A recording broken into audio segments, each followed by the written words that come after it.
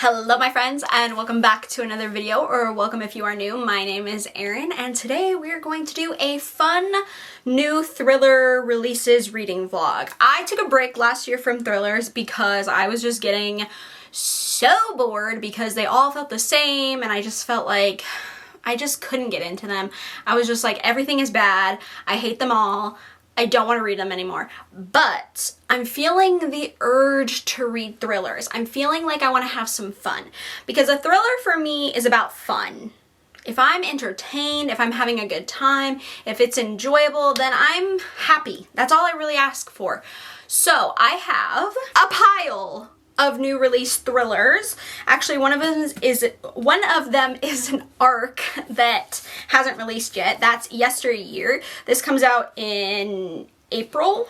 I think this one's gonna be my first one actually because it sounds very interesting. But I have this one. I have My Husband's Wife by Alice Feeney, which I am going to be on the book troupe for this book this weekend. So this vlog will probably go up after the book troupe live discussion for My Husband's Wife, but I'm really excited to read this and talk about it with Gabby and Jan, and I'm nervous, but I think this will be a good time, so I wanted to include it in the video. Her Last Breath by Taylor Adams, which I have been a fan of Taylor Adams's thrillers, at least No Exit and The Last Word. I really enjoyed those two, so I'm excited about this one because it feels like it's gonna be similar to The Descent. We've got It's Not Her by Mary Kubica, which I've read a few Mary Kubicas and they've been hit or miss.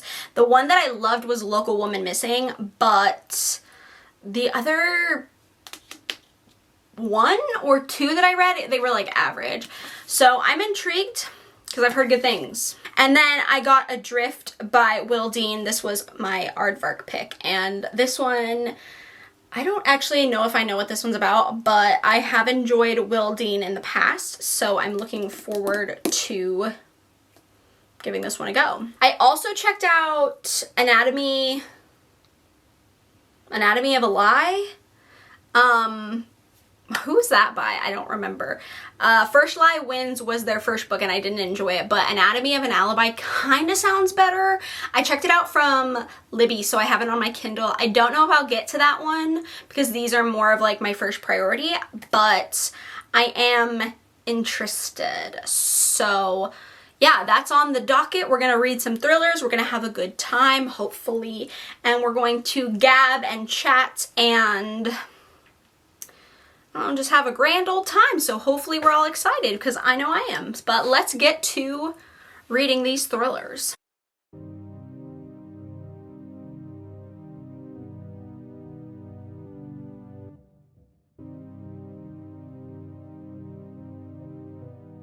Let's chat about Yesteryear by Caro Claire Burke. Is it Caro? I think so. Caro Claire Burke.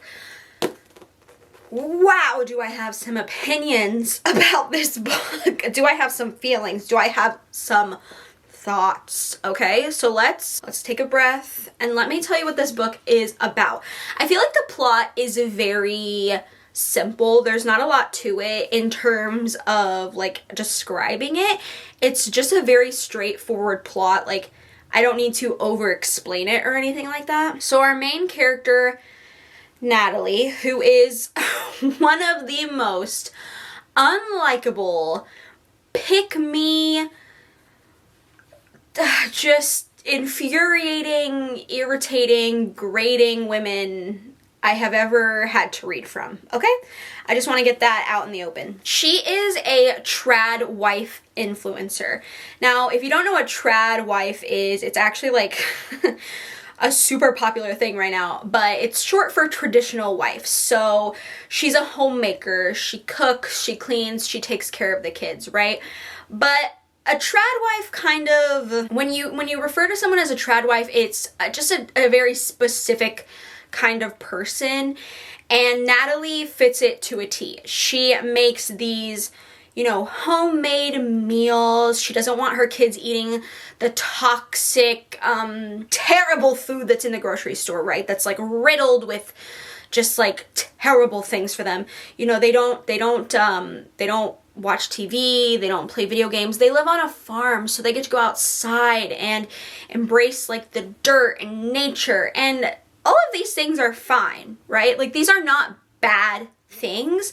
It's the degree that people take it to. Like, she genuinely thinks that she's better than everyone else and that everyone's like jealous of her. Like, they are so jealous of her life because women that have jobs, they just, you know, they're miserable, right? They're miserable women. She loves just being the submissive, good little wife to her husband. She's a proud, patriotic American. She's a God-fearing Christian woman. And again, none of those things are bad, right? None of those things are inherently bad. It is the degree in which she takes it to, right? Oh,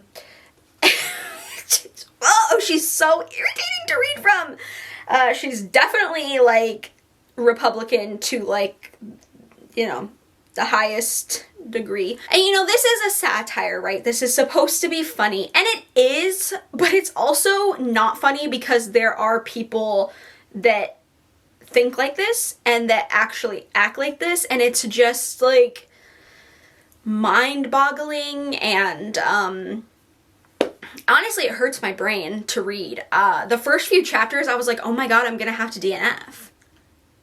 Because I can't stand this woman. Like, I cannot stand her. She's, like I said, an influencer, so she shares recipes online for her homemade butter and her homemade bread, and like, which is cool, right? No judgment. But again, it's the way she thinks she's so much better than everyone, and everyone's jealous of her. Like, they want to be her. They, like, it's just, I just want to ask her, does she feel picked? Did they pick her? Like, girl, what's going on? It's okay to be like other girls. It's okay.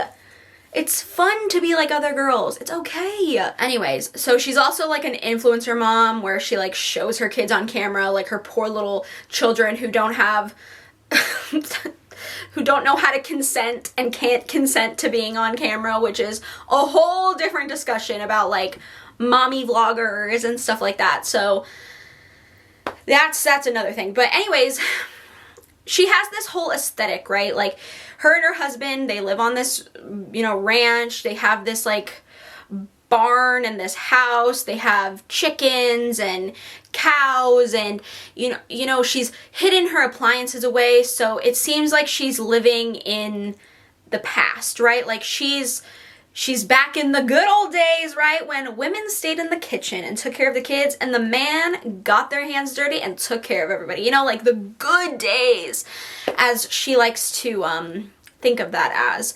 So imagine how funny it is when one day she wakes up in her house, but it's not really her house. And her husband isn't really her husband. And her kids aren't really her kids. And she's actually in the 1800s.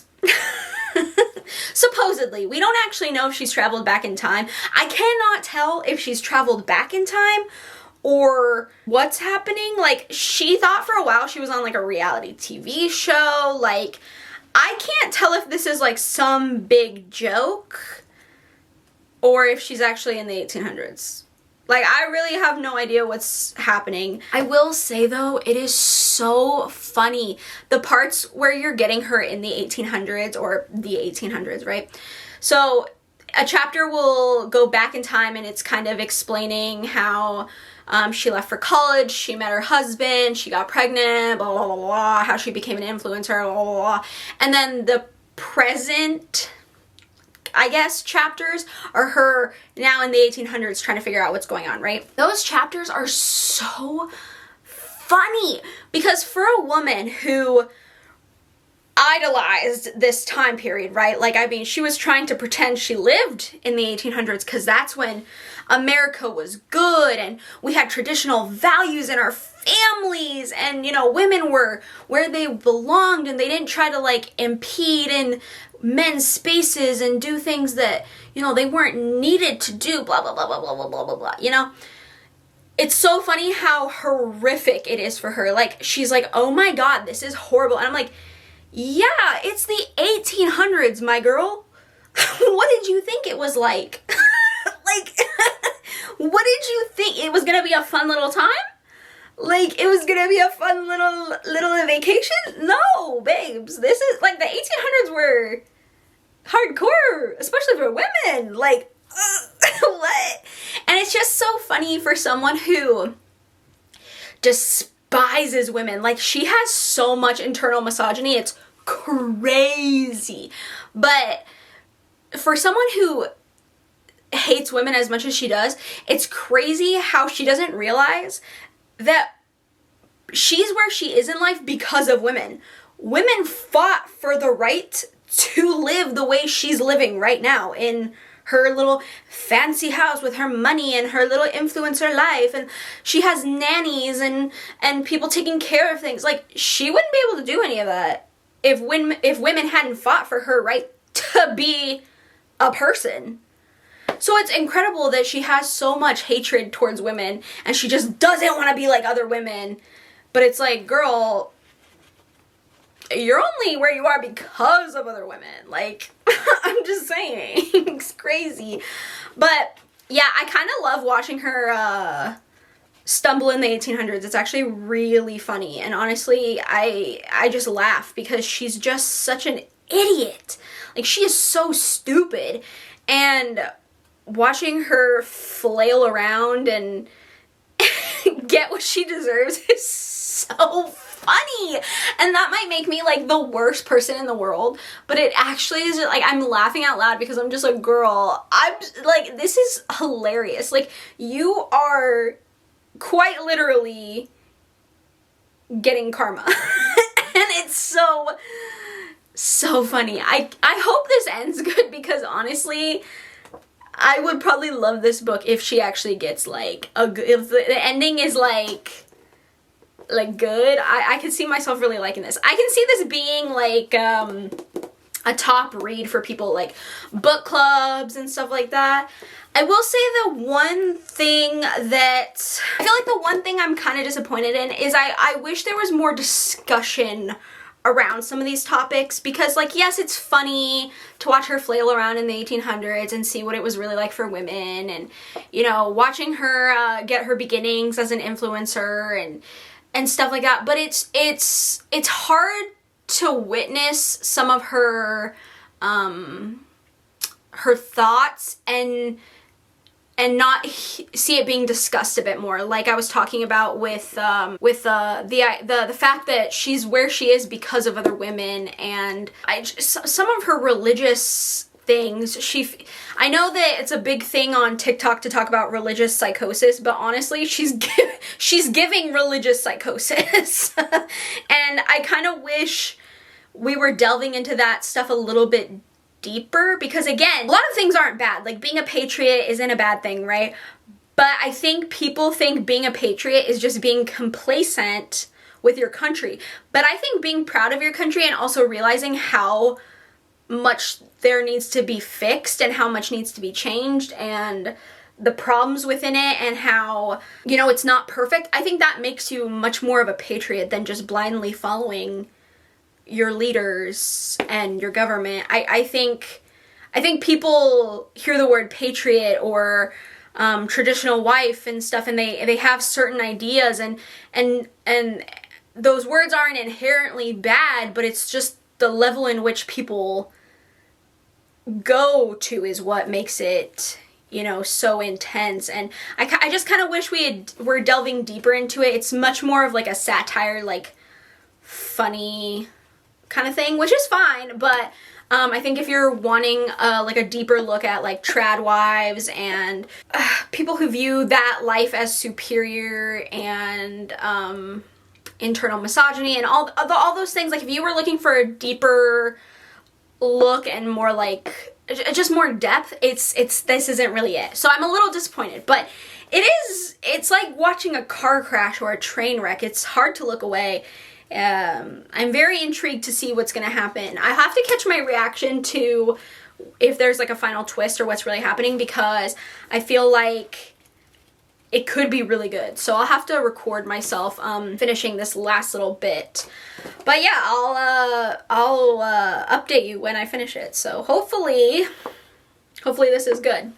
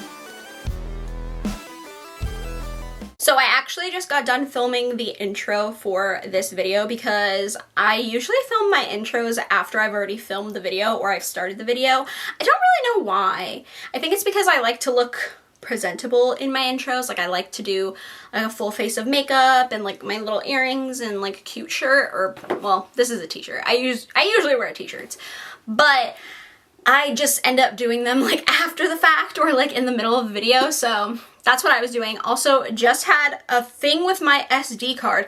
The SD card that I was using to film this vlog, I broke it.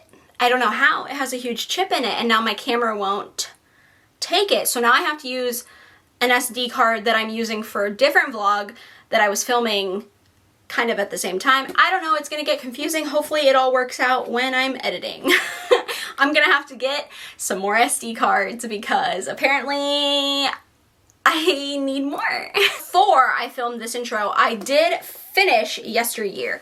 And honestly, I had a good time. Like, truly, the beginning, I was not. I feel like there's a hair on me. Hold on.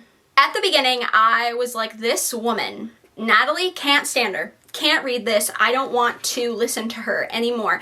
But I will say the farther you get in the book and once Natalie's life becomes miserable, it's actually way more enjoyable. I know that sounds terrible, like truly, but Natalie's the kind of person that I just detest. I hate a pick-me. I hate women that hate other women. I hate women that pretend feminism is this like whole thing that it's not. And I just hate when women can't even see that women are the reason that we're here today in the world. Like, we got ourselves here. We have to thank the women before us. I don't know. It just makes me really mad, okay? And so she was giving me, like, I was sending messages to Justin, my husband. I was like, I'm so mad at this woman. But I have to say, when things got terrible for her, it was really fun and really enjoyable, and I was like kind of live, laugh, loving. That sounds awful, I know, but it actually was so much more fun when she was at an all-time low. And that sounds horrible, but I never claimed to be a good person. It was enjoyable. I feel like this isn't like the twistiest thriller ever. Like when everything comes together, you're kind of like, oh, I probably should have seen that coming. It feels like, my husband and I were talking about this, Occam's razor, right? Like the easiest, so the easiest answer is probably the correct one, right? Or whatever it says. That's how this feels like. I think I was trying to make it feel like something way wilder than it was, but I didn't feel like that was disappointing. Like, I do think that the ending was satisfactory, and I feel like I enjoyed where it went and what it was doing. I still wish there was more depth to this, but maybe, you know, the author just kind of wanted to make like a fun satirical story. I think if you're going into this with more of like a lit fic deep dive, commentary, like strong commentary on traditional wives and you know, the perfect ideal American family and that kind of stuff, you're not gonna get it. And I feel like I was a little disappointed, a little bit, because I did kind of want that. But I think if you like, learning about the rise and fall of like mommy influencers, if you watch documentaries about that, or you were interested in like the fall of 19 Kids and Counting, and the newest mom influencer, well, I don't even remember her name, where she was abusing her kids, and yeah, that was crazy. I'll pop it up somewhere, you'll see it. But so I think if you like things like that, like if you like learning about things like that and you like that kind of discussion, you'll probably enjoy this. I can see a lot of people are gonna like be all over this. So I'm probably gonna give it a 4. It's not perfect. Did I have a good time? Yes. It did make me laugh. And it was kind of enjoyable, even though Natalie is just the most awful person. Just truly, like, she is the epitome of an unlikable character. And I don't mean like a character where you're like, oh, they're kind of annoying. No, like, unlikable. Like, this person has not any redeeming qualities to her at all. So I think if you like characters like this, you'll probably find this enjoyable. But yeah, I mean, it was an interesting read. It was an interesting time. I think it's funny that this is becoming more and more relevant, right, in today's society and in our world, and just like what people are talking about and stuff like that. So this is very relevant. I think people will like it. So I'm gonna give it a 4. Now, what should I read next? It is Wednesday. Is it Wednesday?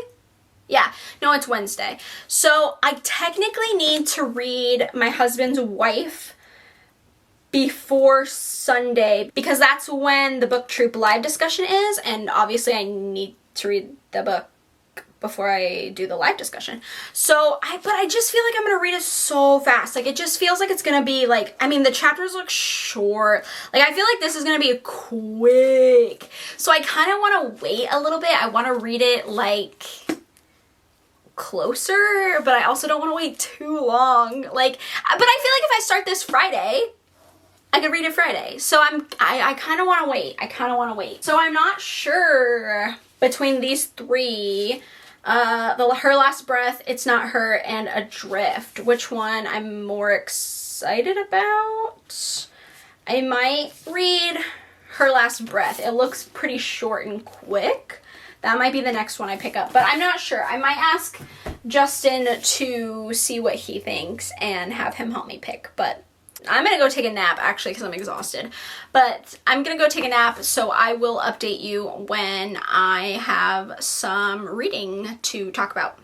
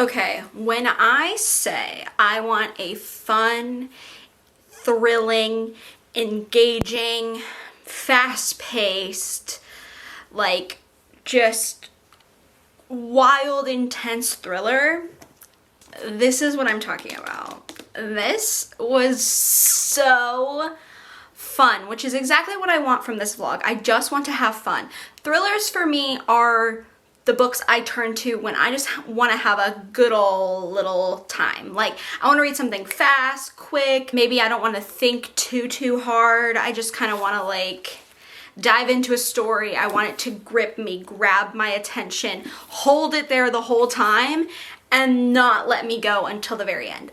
And this hits all the marks, okay? This was such a good time, and I was excited when I learned that it was going to be an isolated setting and the two characters were gonna be in a cave, because some of my favorite horror movies are like As Above, So Below and The Descent. There's something so just like nerve-wracking and very claustrophobic of watching things like that, and I love an isolated setting. Thrillers, especially like horror thrillers, but isolated settings, I'll probably just eat it up because, yeah, I'm in the middle of filming. Can you give me a few minutes? Why don't you go sit over here? That's where you were earlier. Yeah, okay. Can I continue? I have to talk about her last breath. I have to tell them what I thought and how I felt. If you wait, I can finish here really quick and then you and I can cuddle. An isolated setting just makes everything more tense, more dire. It all just feels so much more deadly, and I love that. I love that. So I was pretty set on reading this when I saw it had come out. I was like, oh yeah, I need to get my grubby little paws and I need to read it immediately. And I was really excited. It's also really short. I mean, thrillers usually, I mean, we all have the exceptions, but most of the time thrillers read so quick, and I love that about a thriller. I love just being able to say, yes, I want something quick, easy, let me take it off the shelves and I can fly through it. Anyways, let me tell you what this is about. So we are following Allie and Tess. They are best friends and they're kind of polar opposites. Allie is a travel influencer, so she's always just, you know, going to these exotic places, doing these crazy adrenaline rush kind of things, going into caves, and she just has a really cool lifestyle and she's really famous, so she's making like really good money from this as well. And Tess works for Allie. She's kind of like an assistant. She kind of does some behind the camera stuff. So she doesn't go to any of those places. And she's also saving up money because she's in law school. And Tess is a very anxious person. She's a very cautious. So where Allie is like, yes, adventure, Tess is like, let me plan out everything that could happen and then I might think about it. Which honestly is very relatable. I'm very much a Tess, I'm not an Allie. So I did find Tess pretty relatable with her anxiety and the way she's just a very thoughtful about how she proceeds before she does things. Anyways, Allie finally convinces Tess to go caving with her, and you know, Tess is very anxious, but they're best friends and they've kind of drifted apart because they are so different, but they've known each other since high school, so you know, they still love spending time with each other and hanging out. So Tess, you know, agrees and goes, and when they get there, they run into this guy and he's suspicious. He's just giving, you know, like off vibes, okay? And there's kind of a confrontation because he, you know, offers to go with them, and Allie politely, and by politely I mean she just tells him to fuck off, which I love. And Tess is, you know, very worried that that's gonna send him into, you know, a rage. But they go about their business, and this man, obviously, this isn't the last time they see them, and some things happen, and Tess is forced to try to save herself by going even farther into this cave. We also get some interviews with a detective and Tess, and like she's recounting her story. So that was very interesting, and I mean, this hooked me from the beginning. I think just the caving aspect is just so, like, I'm not a claustrophobic person. At least I don't think so. I haven't ever really like had a panic attack from being in a claustrophobic environment, but dang, books like this or movies like The Descent or As Above, So Below, I know for a fact I could not do it. Like, that stuff is so, like, it just makes my heart palpitate. Like, that gives me intense anxiety. I know people love the adrenaline rush, but that makes me like sick to even think about. So the setting itself I was like hooked for, and I mean, there are so many times where my jaw was just like, and the thing about this is it's not super unpredictable. There were times where I was like, okay, I think I know what's going on, and I was right in some instances, but it really did surprise me, and I didn't expect a lot of things to happen the way they did. I think if you're paying more attention, because sometimes when I read thrillers, I try really hard not to think, because if I'm thinking too much, I'm analyzing too much, and then I usually end up guessing the plot or like the twists, and I don't like that. It's so disappointing when I guess the plot twists, because it just ruins the experience for me personally. I know some people don't care about plot twists, but I do, especially in a thriller. I want to be flabbergasted. I want to be shocked. I want to be shook to my core, okay? So when I think too hard and I let my brain wander, I can come up with solutions to what's going on, right?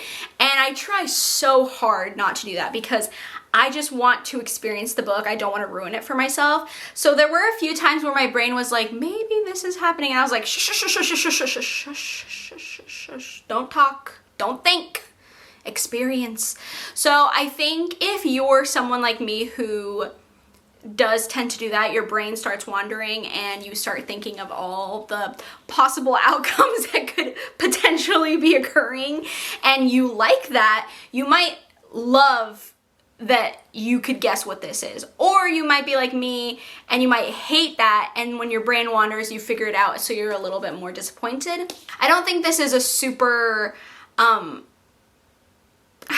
I don't know, it was unexpected for me, but I think for some people it wouldn't be. So I don't know. I think this is gonna really depend on how you read thrillers and what you like about thrillers. Because if you like the twists, but you also tend to think too much and you guess them really easily and you are disappointed when you guess it, I don't know how you'll feel about this, because I think brain wandering could lead you to the outcome. But I had such a good time, such a good time. I don't know what to give this. I feel like I shouldn't give it 5, but like at the same time, I really liked this. It got me good. Like, I really liked this. So I'm like really torn. I feel like giving a 5-star to a thriller is so hard, because thrillers are thrillers, and so then I feel like it has to be a standout thriller, but sometimes a thriller is just a 5-star because it was enjoyable, and I feel like that's where I'm at. It was enjoyable, I had a great time, so I am potentially giving this 5 stars. I could round it down to like a 4.5, 4.75, I haven't decided, but I had a great time. This was so much fun. So much fun. So it's Friday, and Sunday is the book troop live discussion for My Husband's Wife by Alice Feeney. Is that what it's called? My Husband's Wife? Did I just forget what the book's called? And I need to read that. I think it's really short, so I think I'll be able to read it really quick, but I do need to read it today and or tomorrow, like to finish it, because you know, I do need to participate in the live show because I said I would and I really want to, so I need to get started on that book. So that's what I'm gonna do the rest of the day. is start that. So that's all I have on my to-do list. So just a relaxing reading Friday and waiting for Justin to get home so we can hang out and do fun stuff together and relax. So yeah, I will update you. Hopefully, I'm gonna try really hard to just like focus and read this book. So I might come back when I've already finished it, because I gotta lock in. So I will update you soon. I don't know what the update will be, but I'll update you. Hey friends, so I just got done doing the live show for the book Troop on My Husband's Wife, and I know I haven't updated you yet. I was going to update halfway through the book, but honestly, I really had to lock in so I could finish before the live show. So I was really focused on that. That's Letty. She's messing up my chair. Anyways, so I did not get a chance to update you, but I did finish My Husband's Wife, and I have to say that I am going to give it a 3.5. I didn't hate this one. It's not my least favorite Alice Feeney at all. I didn't like want to DNF it. It wasn't like the worst thing I've ever read, but I just had a lot of issues with it because of the way it started and just the way that like some things came together. I just wasn't the biggest fan of. So let me give you a little plot synopsis. We're following in the beginning Eden Fox, and she's on a run, and she's kind of telling you about her life and how her and her husband moved to Hope Falls, this beautiful like seaside small like village-ish town, and she's kind of just telling you a little bit about their life, and she's running and she's just like, you know, taking a little time for herself, and she ends up going home and her key won't fit in the lock. Just like trying to get it to fit, and the door opens after I'm pretty sure she like knocks on the door, and this woman who looks eerily similar to her is like, "Can I help you?" And she's like, "Yeah, I live here." And the woman's like, "No, I live here." And then her husband comes out and he's like, "Honey, what's going on?" And Eden's like, "What are you talking about? Like, you're my husband." And he's like, "I don't know who you are." And so she's like spiraling because she's Eden Fox. And so she's like losing it, right? She has no idea what's going on. There's also another character that we're following named Birdie, and she's in her 40s, and she just got this diagnosis that's pretty much changed her entire life. And this solicitor knocks on her door telling her that her grandmother has passed away and that she has inherited her grandma's house in Hope Falls. She ends up finding this note which says that it can predict your date of death, and she kind of gets intrigued but also wary, but she kind of gets roped into what this company is doing. So I think the things that I didn't really like is the beginning when Eden was like out running and she meets this woman who looks eerily similar to her and claiming to be her, and she doesn't know what's going on. I just don't like books where a woman is put in a position to feel like crazy or made to be crazy. I really just hate that trope. It just like makes my skin itch. It's just such an irritating trope, and I understand why authors do it because it is very common for women to be put into circumstances where they are gaslit to believe that they're wrong. So I'm not saying I don't understand it. I think just personally it really frustrates me. So I was already kind of disinterested with the first few chapters of Eden not really understanding how this woman's claiming to be her, right? I was much more intrigued by Birdie and her diagnosis and her involvement with this like company, and I was like super invested in that, and I feel like the company itself was not fleshed out enough. I feel like it was there to do like one specific thing, and then it didn't really have anything to do with the rest of the plot. Like it was there to like it was there for like one tiny connection, and then it was just like, okay, that's it, it's useless now, it has nothing else to do here, like get rid of it. So I was kind of disappointed because I thought it was going to go more like sci-fi. I thought it was going to be more like I don't know, we were kind of talking about like a Black Mirror episode. It kind of feels like it should have been more in that realm, and I understand that Alice Feeney is a thriller author. I understand that this is like a thriller, it's not like sci-fi, but I just thought it was gonna do something really unique, and it does, but I just wanted more from it. The twists are pretty good. Like, I'm gonna be honest, the twists were pretty interesting. There were a few There were a few where I was like, okay, obviously, like, what else could it be? But there were a few where I was like, whoa, did not see that coming. You completely turned my head around. So I have to give it to Alice Feeney. There are a lot of twists in here, and a lot of them are very good, and I don't think a lot of people will see them coming.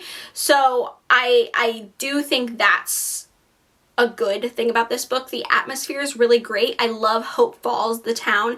It's seaside, it's beautiful. I like the little like village. I like the mentions of how it feels, and like when Eden's running around the town. Like I love the setting and the atmosphere that Alice Feeney created for it. I think it was really well done.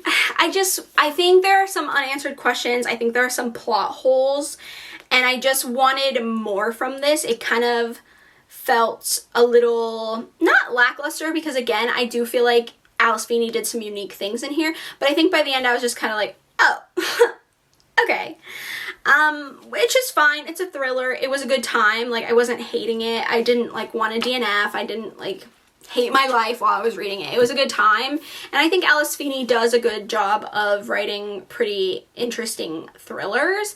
I just wasn't like gobsmacked every time I was reading it. Like, every chapter I wasn't like, oh, I need to keep reading, I need to keep going. Like, it wasn't like that. But I don't think this is a bad book, and I can clearly see why so many people are gonna like it, and so many people did in the book troop. They like loved this book, so I can definitely see why this would be like a 5-star for some people.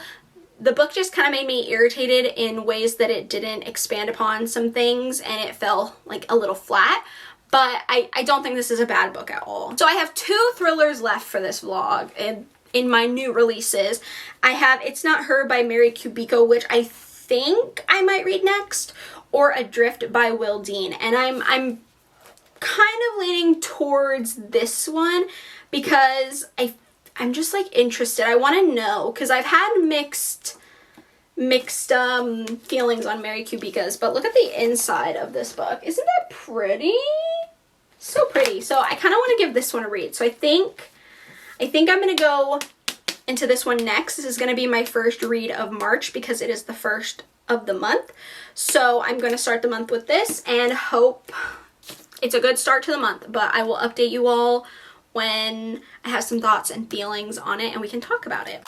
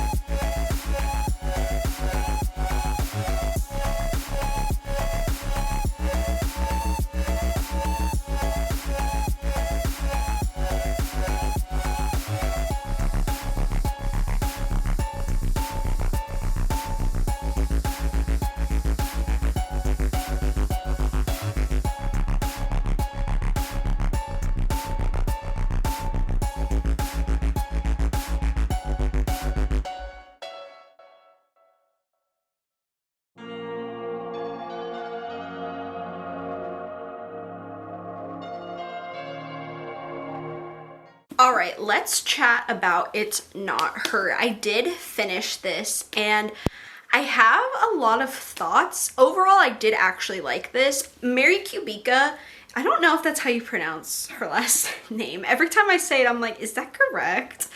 But I've had some hits and misses with this author. So this is my 3rd book by this author, and I actually really did like this. I, again, have some mixed feelings, but I am gonna give it a 4, and we'll go into why I didn't give it anything higher, even though I did actually really like this one. So let me tell you what this is about. So in the beginning, we are following Courtney. We get 2 POVs in this book, but I'm gonna talk about Courtney first because it just makes more sense. But Courtney is vacationing in Wisconsin with her family, and it's her and her husband Elliot and their only child Cass in a cottage, and Cass, I believe, is like 11. So it's the three of them in one cottage, and in another cottage there is her brother Nolan, her sister-in-law Emily, and their 3 kids.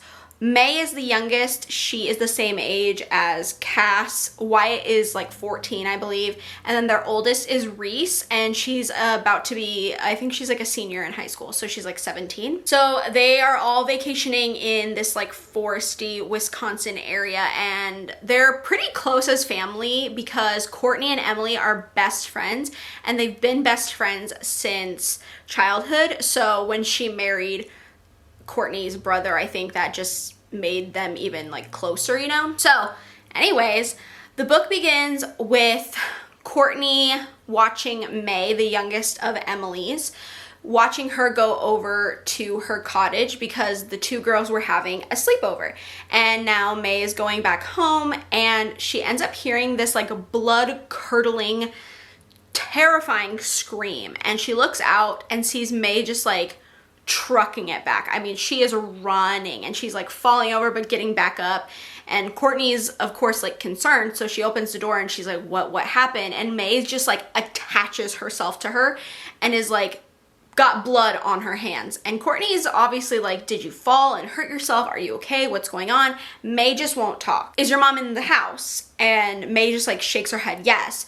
So Courtney, obviously concerned, leaves the 2 girls in the cabin by themselves because the cabin cottage, whatever it is, leaves them in the cabin by themselves because her husband Elliot is fishing. So she goes over to her sister-in-law and brother's cabin cottage thing, and she finds them dead. They have been murdered. So her sister-in-law, her best friend, and her brother are dead. And of course the littlest, May, she was sleeping at their cabin, so she's okay, she's safe.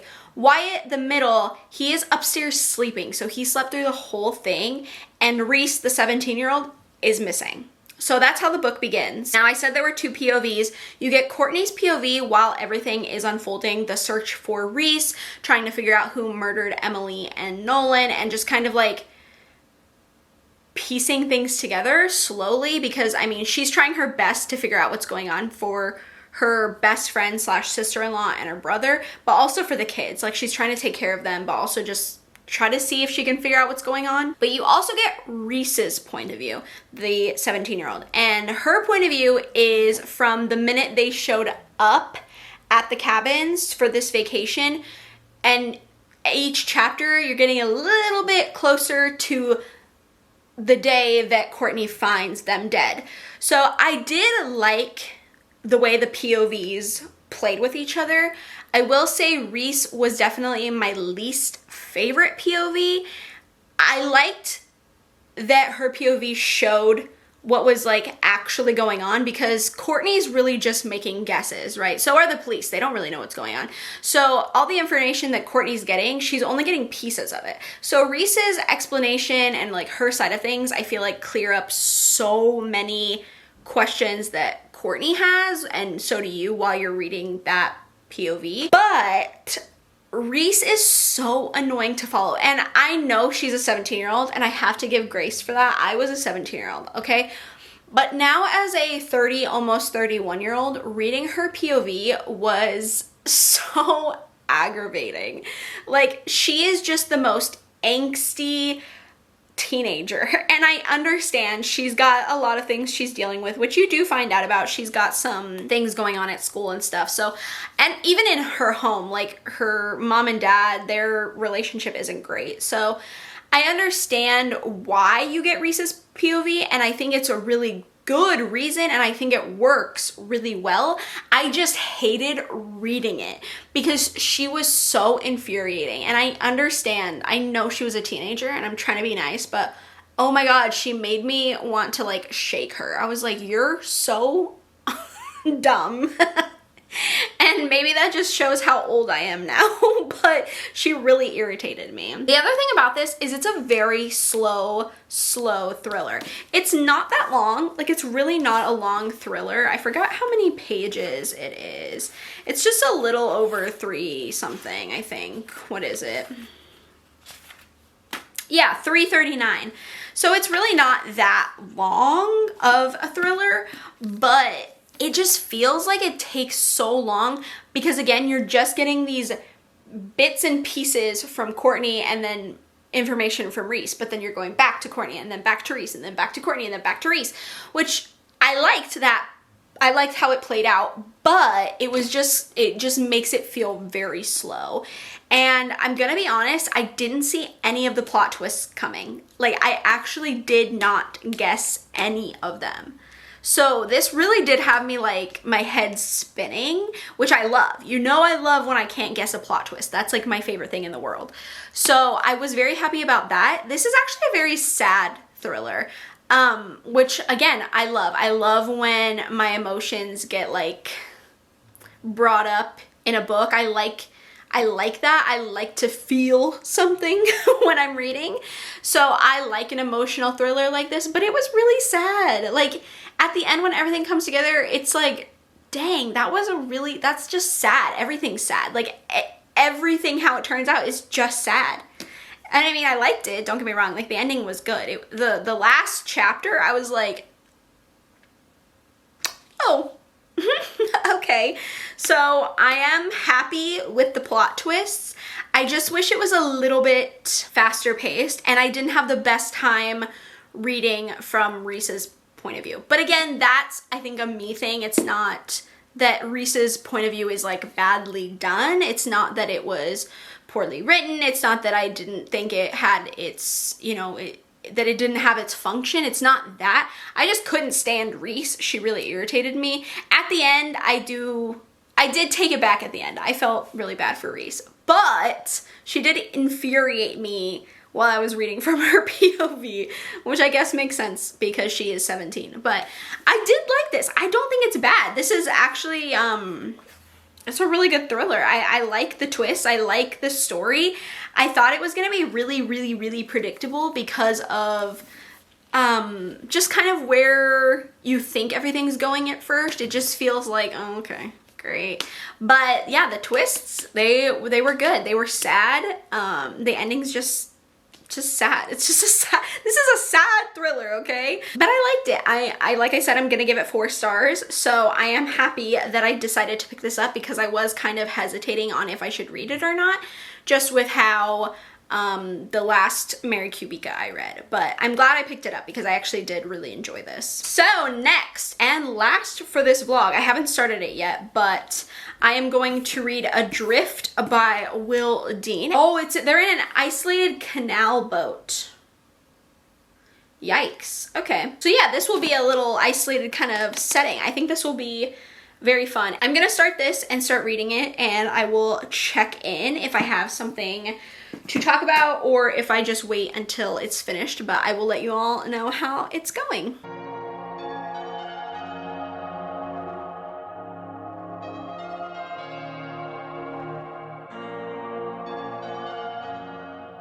I have finished Adrift, and I'm sad to say that we're ending on not a sour note or not a bad note, just kind of a flat note. I kind of saved this book for last because it was the one that I was most intrigued by, because I've read 2 Will Dean books before. I gave one 5 stars and I gave one 3 stars.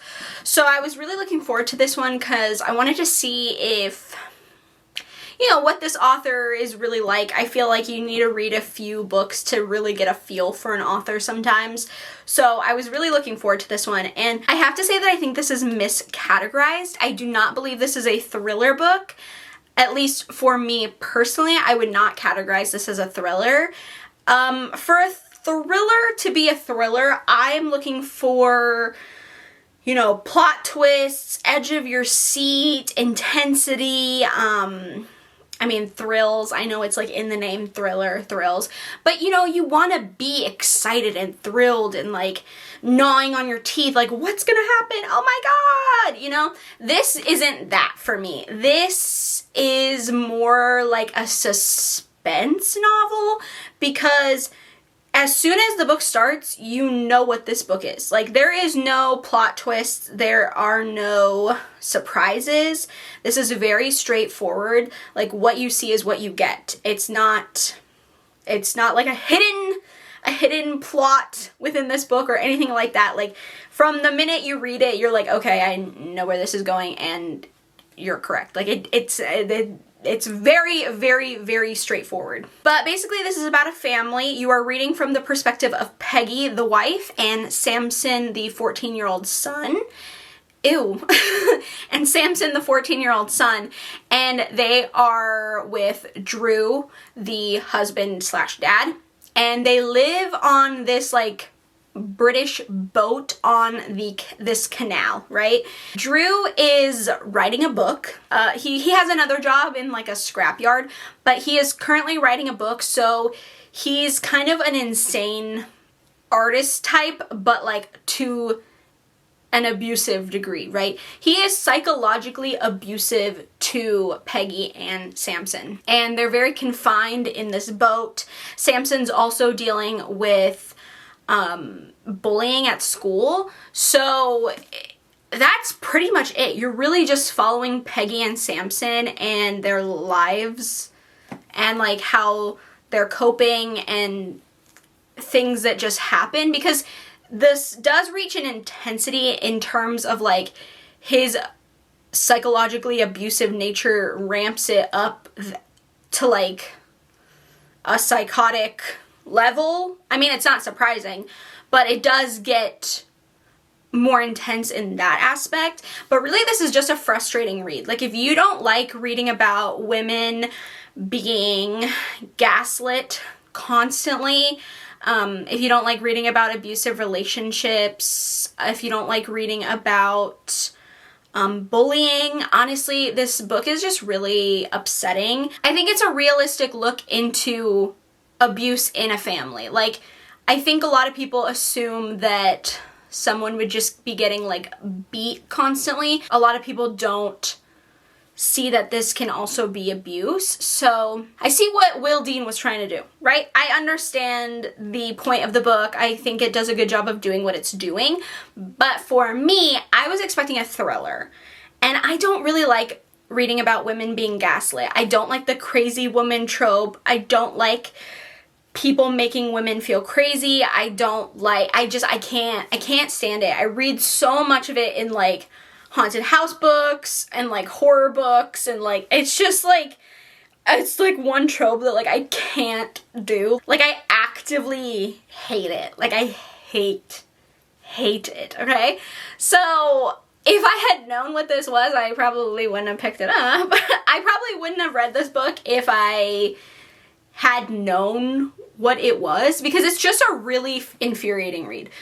And it's a read that you know how it's gonna end. It's not bad, right? Like, you know how everything's gonna come to a head. You know how it's going to climax, and you can see it. Like, you see the rise to the climax, right? And I think everyone knows how this book is going to end, because there are only a few ways that something like this can end. I just feel like this isn't my kind of book, because, again, I thought it was going to be like a thriller. I thought they were going to be, like, stuck on a boat, like, in the canal, and, like, something was going to happen and they had to, like, keep moving, and I don't know. That's what I was thinking when I saw the cover and the title. I was like, oh my god.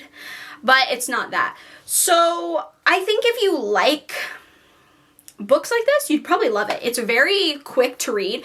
The chapters are very short. It's easy to fly through. It's a bingey kind of book, but the plot's not really for me. It's not a book that I kind of like to read, and it just didn't do much for me because it's just so obvious and predictable. It's just exactly what you think it's gonna be. So I would give it like a 3-star. I don't think it's bad. Not my kind of story. And again, I would not classify this as a thriller. For me personally, I would classify this more like drama suspense or something. Maybe know that before going into it. You know, this was not a bad video overall. I feel like I did have a lot of fun. I feel like I read some really interesting books.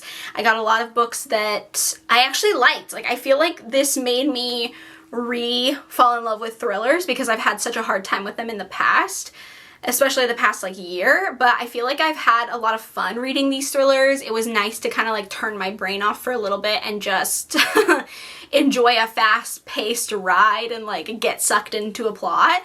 So I think this did the trick. It did what I wanted, and yeah, I think overall I really liked most of the books. I feel like Adrift was my least favorite, but again, it's only a 3-star, so I mean, we didn't have anything below a 3-star, which is fantastic. So I think this was a successful reading vlog. I'm glad I did it. I'm glad I gave these books a try, and I kind of, I don't want to say stepped out of my comfort zone, but re-entered a zone that I hadn't visited in a while. If you've read any of these, I'd love to hear your thoughts down below if we agree, disagree. I'm sure other people have so many different thoughts than me, so I'd love to chit chat in the comments. If you want to see more thriller reading vlogs or horror or whatever, let me know down in the comments, and you know, like, subscribe, you know the drill.